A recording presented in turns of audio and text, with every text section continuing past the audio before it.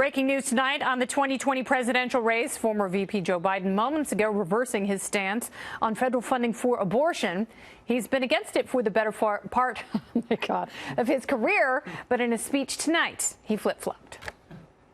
If I believe health care is a right, as I do, I can no longer support an amendment that makes that right dependent on someone's zip code. Oh, Joe, what a hack. He's talking about the 40-plus-year-old Hyde Amendment, which bars the federal government funding abortion. Many liberals have been slamming Biden's stance. Political analysts have said it would have been a huge liability in the Democrat primaries. So how does this change the race? Joining me tonight, author of The Art of the Donald and the Daily Caller News Foundation editor-in-chief Chris Bedford is back. Welcome back, Chris. Good evening. So what does this say about Joe Biden? Tell me about the importance of this reversal. This is a little sneak peek back to old Joe Biden and what people kind of wondered might happen if, again, as it happened in 1988, as it's basically happened to Joe Biden in every national race he's ever run when he wasn't running with President Barack Obama there as kind of a big brother figure. And that's that he doesn't seem to get the memo. We've had a week of these stories that have been coming out. One was that his staff have continuously told him, you have to stop making up that you marched in the civil rights movement. And he says, I know. And then he goes out and says it. Another one's the Hyde Amendment. And he may have been able to play this off as I'm the more moderate guy here, even though he's pretty liberal. I'm the moderate Democrat here, and I agree with this thing that we've all voted on. Everyone who's an elected politician running for Democrat has voted for this in the past year, except for Bernie Sanders. But instead, he flip-flopped back and forth. So that means the first time he said he was against it, then he said he was for it, now he says it's against it. This is just an example of completely unforced errors and the kind of problems he's going to face in the primary and then maybe in the general. So how will his opponents use this against him? Because obviously from Elizabeth Warren to Kamala Harris and Beto O'Rourke, they've all been piling on Joe Biden about the Hyde Amendment and about his stance on abortion. And if he had had a little bit more of a backbone and said, you know, hey, I'm Roman Catholic. This is what I believe in. This is very important to me personally. And he's not making any sort of an edict about abortion itself. It's really focusing on the federal funding. But now what are they going to do with this when they were making so much hay of it before the reversal?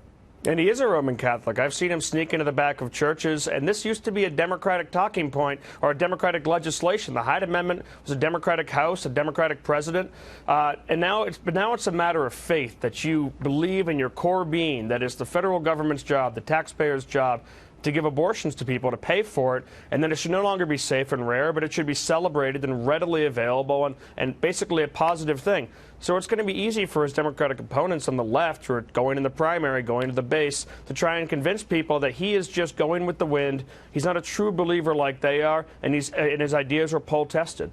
So it's interesting because his name is clearly poll tested, and Joe Biden has the most name recognition of anyone. And for a lot of Democrats that are willing to once again hold their nose for a candidate they don't really believe in, they think that's enough to beat Donald Trump because they hate Donald Trump so much. I was talking to two 10-year-olds today, and they were so excited saying, yay, the president won't be the president after next year. And I said, no, you don't know that. Too many people assume that because they don't like him. They think everyone else doesn't like him. But I don't know if Joe Biden is enough to unseat him, especially when you have policy reversals like this, in addition to the plagiarism claims, which, you know, that's not the first time he's been accused of this. And you were talking about his 1988 presidential run. He did the same thing then. He did the same thing in law school. He lied about his grades in law school.